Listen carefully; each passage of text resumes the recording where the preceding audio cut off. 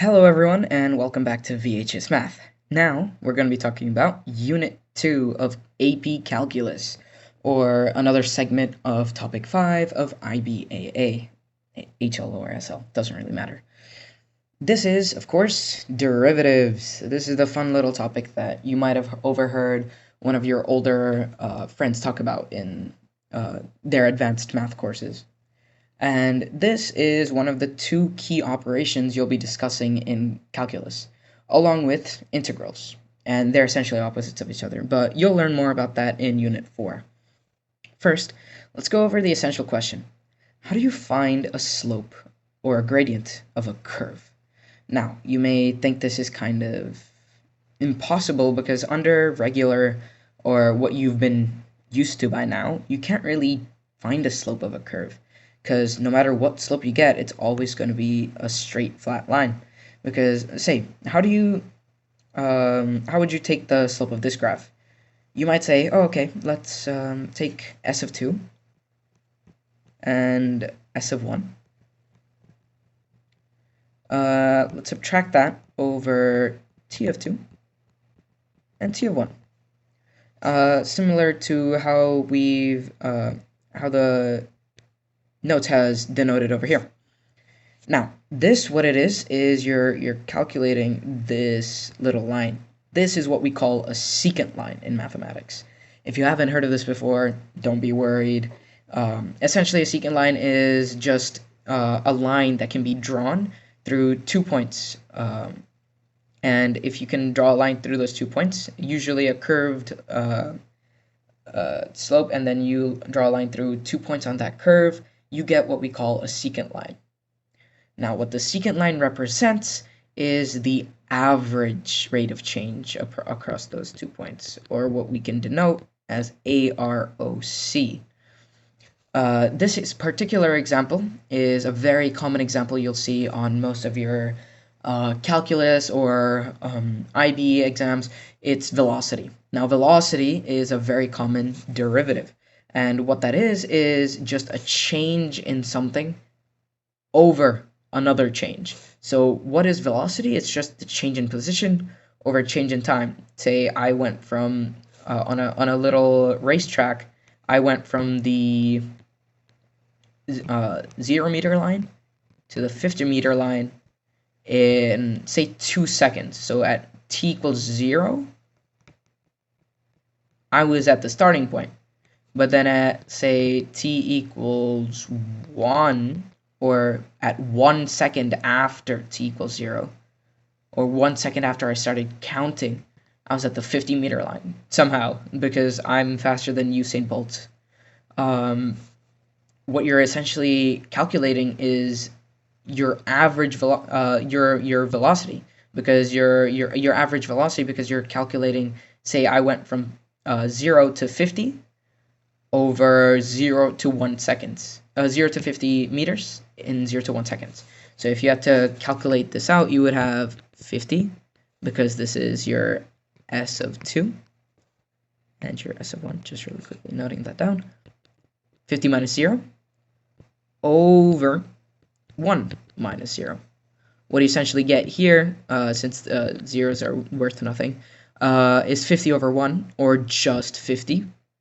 And you can in units call this 50 meters, since meters are meters, over seconds, since that's what t is in, and meters are in is the unit of s, or position and time, meters per second. Now, I'm sure you already know this. I'm just doing this as a quick refresher for you guys. This is what you would know as your velocity, since this is the change in position over change in time. Now, what this really is the velocity across from the interval of time of t2 and t1. Now, this is useful, but this is again only an average rate of change. Say at t1, I might not actually, well, in this case I am, I suppose, but say in between over here at t equals 0. Whoa, that's out of bounds. 0.5. I might not be 50 meters per second fast. The value is not the same across all of this. And similarly, at t equals 0, I'm not 50 meters per second fast, for sure. And maybe at t equals 0.9, I'm not 50 meters per second fast. That's not my velocity at those times. So how do I find what my velocity is at that one instance? Now, if you want to be a little clever, you could be, oh, what if I find the what my position and time are a little bit ahead and a little bit behind. Now, you'd be on the right track. You're essentially narrowing down your field of focus.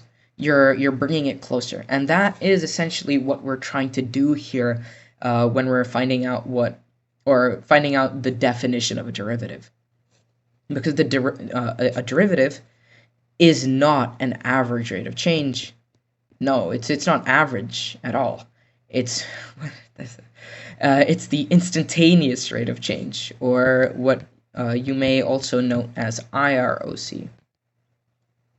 This is what a derivative is. And in order to find out, say, for example, t of 0.9, what I want to find out, one of the things I can do is bring this interval closer together, because again, I can't really calculate what t of 0.9 is, because in order to do that, you would be at least using the same average rate of change formula, which we've known for a while. You would be subtracting 0.9 from 0.9, and you would just have 0 at the denominator. You can't divide by 0, and you would just get a nonsensical value. What would you be getting? You wouldn't be getting anything you can actually do anything with.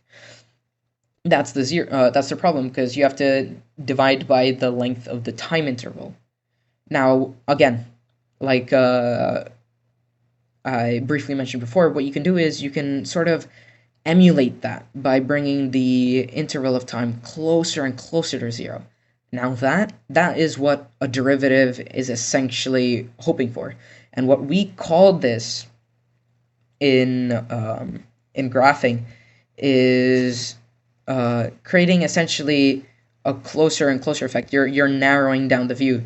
So say over here, from these 2 points, let's say 0.9 is here, right? Oh, sorry. 0.9 t is over here. And say at 0.9, I'm at the 48 meter line at the 0.9 second mark. With that, I can't really calculate what the instantaneous velocity is. If I calculate what 48 divided by 0.9 is, I'll get a value.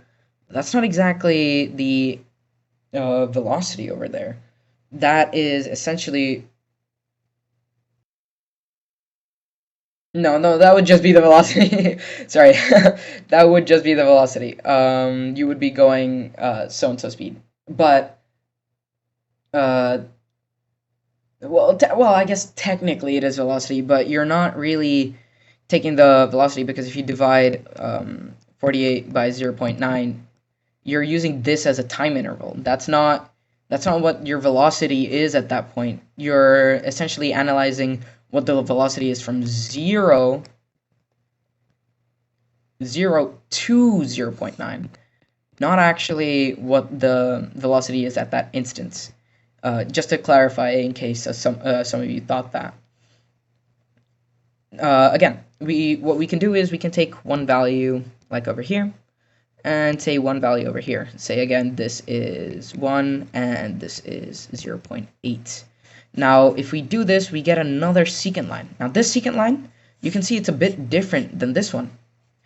This one is a bit more, I guess, less steep, as opposed to this one, which is more close to like, sorry, that's not accurate. More close to this. It's a bit different, but you can tell that's much better for getting this value.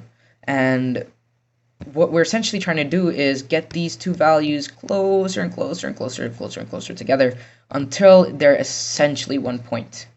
Now, in graphing and mathematics, what you call when a straight line and a curve meets at exactly 1 point, you call this flat or straight line, this linear line, not a flat's not the right word, sorry, this straight line, this linear curve, when it meets this curve, what you call this is a tangent line. This line over here, this would be a tangent line because it's tangent to the curve at exactly 1 point. Not 2 points, it needs to be exactly 1 point. If you have it across 2 points, this would be the secant line of these 2 points. But a tangent line would be only to that 1 point. Again, that's what we're achieving here. So if we bring these two values closer and closer and closer together, imagine we're getting these values like incredibly small, like 0.900000000, etc., etc., 1, and then 0.899999999. You would be really close to approximating what 0.9 is. That's what you would be denoting as the definition of a derivative. And we can note this in the form of a limit. Now, this is going to be the last thing we cover in this little quick lesson, just to really define what a derivative is. And we can do this by, again, using limit notation, because let's put what we used and learned from last unit to use here. Again, as you know, a limit, as we're getting as this variable or value h is getting closer and closer to 0, we're analyzing how the rest of the function changes. So let's say 0, because this value is getting closer and closer to 0, because what in this formula, h is essentially the change in x, or what you might have seen over here, the change in t. Because and this value is getting closer and closer to 0 because, again, you're making these two values, x of 2 and x of 1, closer and closer and closer together. So this differential, if you were to subtract this value from this value, you would get something pretty close to 0. It would be 0.000 ... And that value would be essentially what you're trying to approximate. That's what you're trying to symbolize with this limit notation. And that's what you're trying to do here. Similarly, when you're denoting it in the numerator, you're trying to add that tiny value to the